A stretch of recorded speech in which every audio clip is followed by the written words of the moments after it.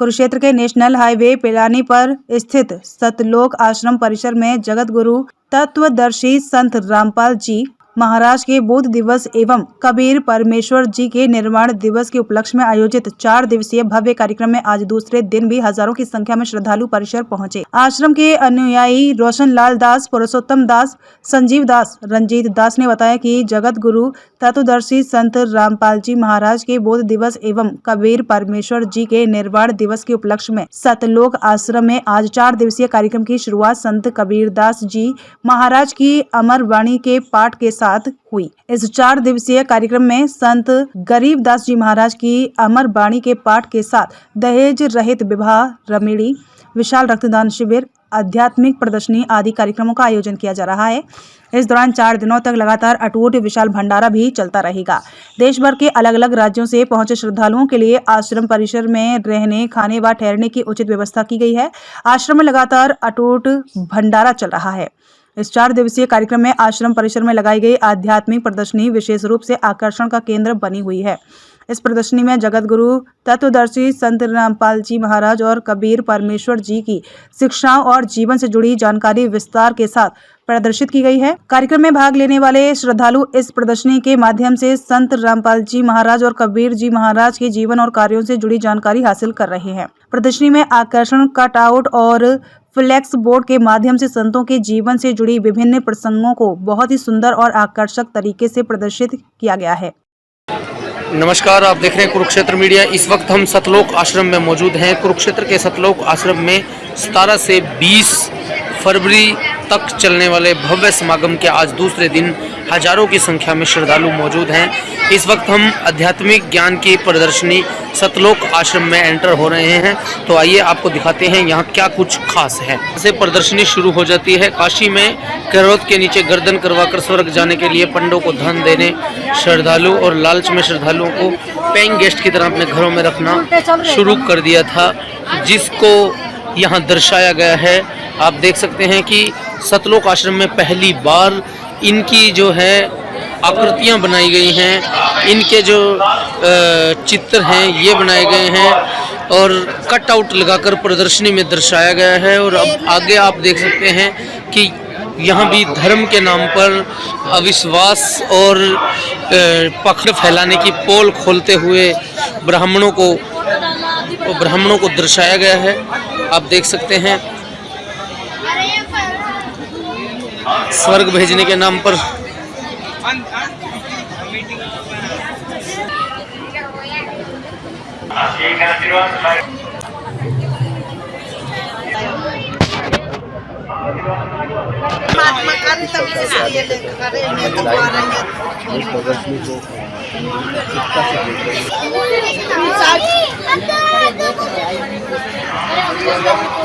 उसमें मुसलमान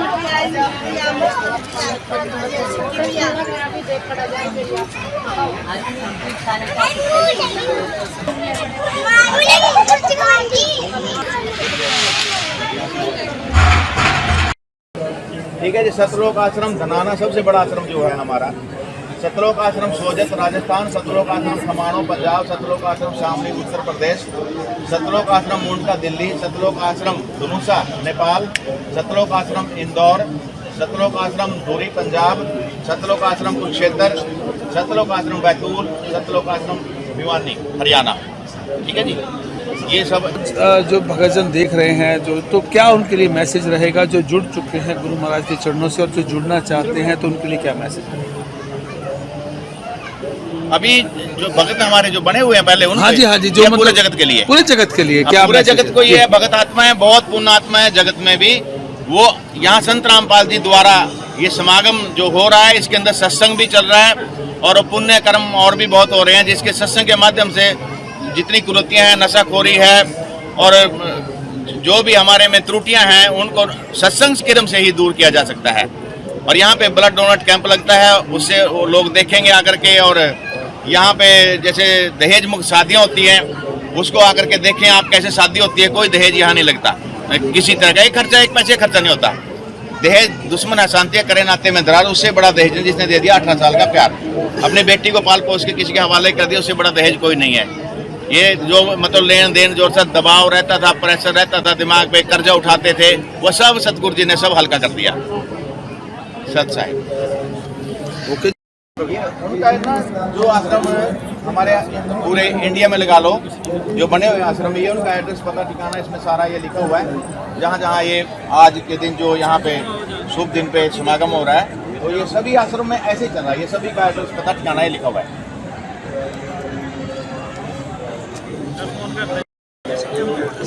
जी, क्या बताएंगे इस आध्यात्मिक प्रदर्शनी में खास क्या चीज़ है? लोग यहाँ भारी संख्या में आ रहे हैं, देख रहे हैं, चर्चा भी कर रहे हैं, क्या जानकारी देंगे? इस प्रदर्शनी में एक तो जो है परमेश्वर कबीर साहब जब यहाँ से गए थे, तो जो पाखंड थे उस समय, उन सब का जो है निवारण किया, उन सब का खंडन करते हुए वो एक कटआउट के माध्यम से दिखाया गया है कि किस तरह से परमेश्वर कबीर साहब यहाँ से गए थे मगहर से, जो है मगर से सतलोक गए कबीरा, ताका पाया नहीं शरीरा।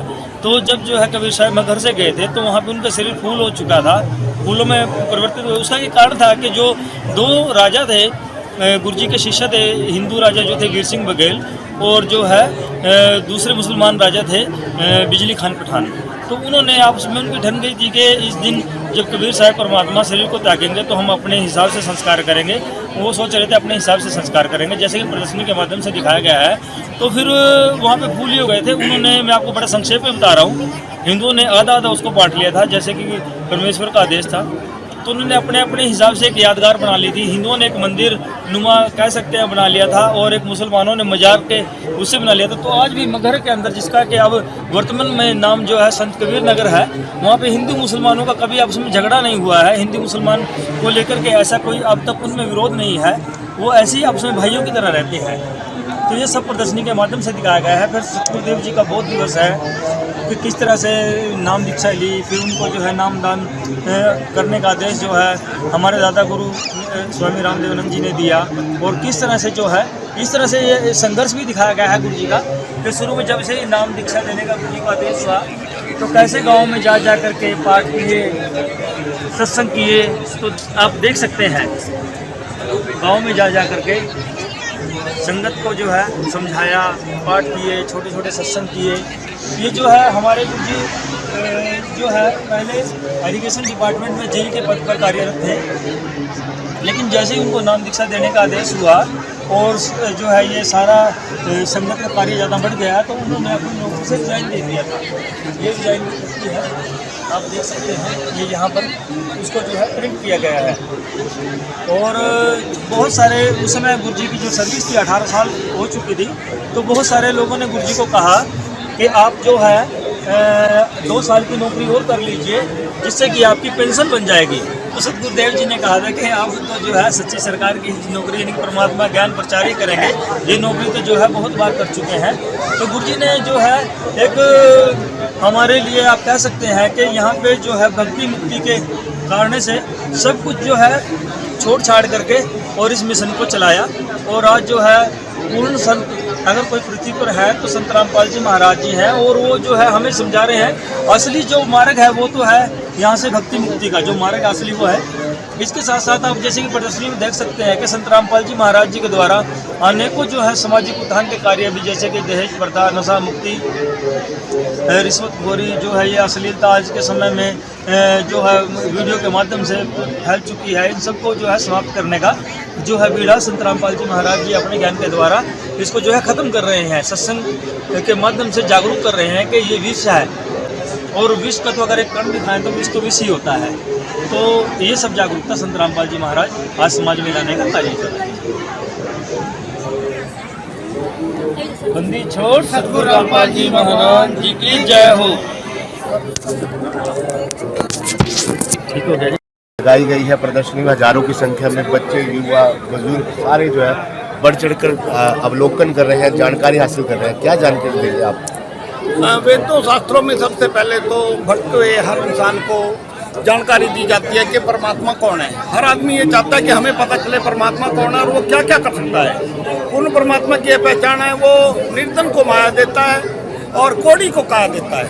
ये मेन पहचान है परमपिता परमेश्वर की। जैसे आज कैंसर जैसे रोग इंसान को हो रहे हैं और उनका कोई इलाज भी नहीं है, और इलाज थोड़ा बहुत है भी तो वो पूरा नहीं है। तो संत रामपाल जी महाराज की शरण में आने से सभी के हर तरह का रोग, जैसे बांझ को पुत्र देना, निर्धन को मार देना, कोड़ी की काट ठीक करना, ये सारा काम परमात्मा का होता है। वो पूर्ण परमात्मा कबीर साहब हैं, उसका सभी वेदों में प्रमाण है।